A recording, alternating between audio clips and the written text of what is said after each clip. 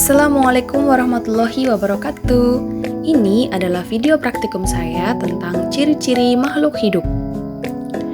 Makhluk hidup merupakan suatu organisme yang memiliki kemampuan untuk bernafas, berpindah tempat, merespon perubahan diri dan lingkungannya.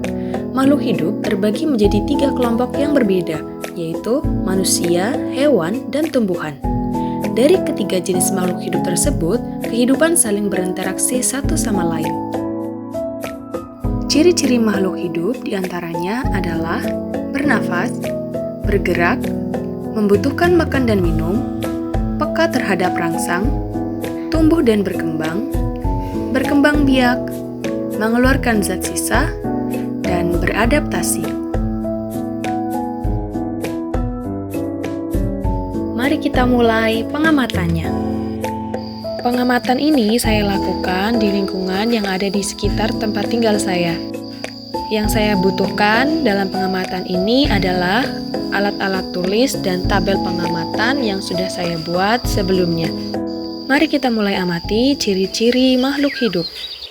Tanaman yang saya temui pertama adalah pohon bambu. Bambu berkembang biak secara vegetatif melalui tunas. Perkembangbiakan vegetatif adalah perkembangbiakan tanpa perkawinan dan hanya membutuhkan satu induk. Hasil keturunannya akan sama persis dengan induknya. Pohon bambu bisa tumbuh dengan cepat, bahkan dalam sehari, pertumbuhannya bisa mencapai 60 cm. Yang kedua adalah pohon katu.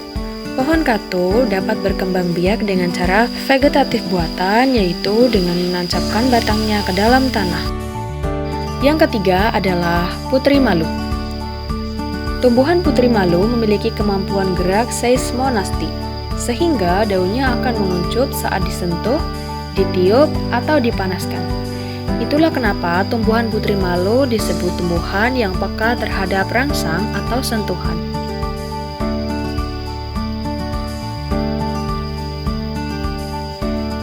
Yang keempat adalah pohon jeruk. Pohon jeruk dapat berkembang biak secara generatif dan vegetatif. Perkembangbiakan generatif dilakukan melalui biji jeruk, sedangkan vegetatifnya melalui disetek. Jenis-jenis hewan yang terdapat di lingkungan sekitar tempat tinggal. Yang pertama ada semut.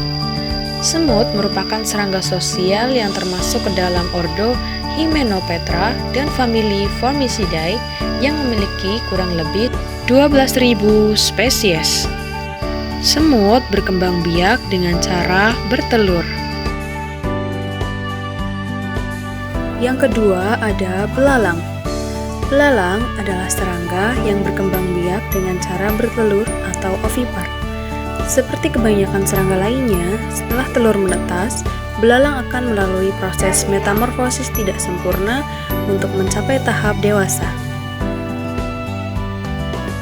Yang ketiga ada ulat kepompong. Ulat berubah menjadi pupa atau kepompong pada masa metamorfosis.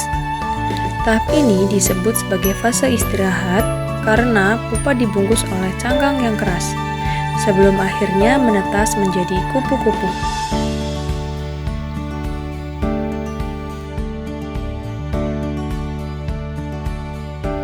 Yang keempat ada ayam.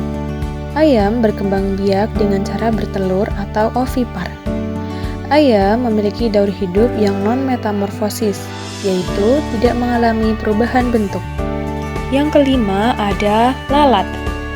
Lalat berkembang biak melalui metamorfosis sempurna, yaitu melalui 4 tahap kehidupan yang berbeda: telur, larva, pupa, dan dewasa. Ini adalah hasil lembar pengamatan yang sudah saya lakukan. Terima kasih sudah menonton.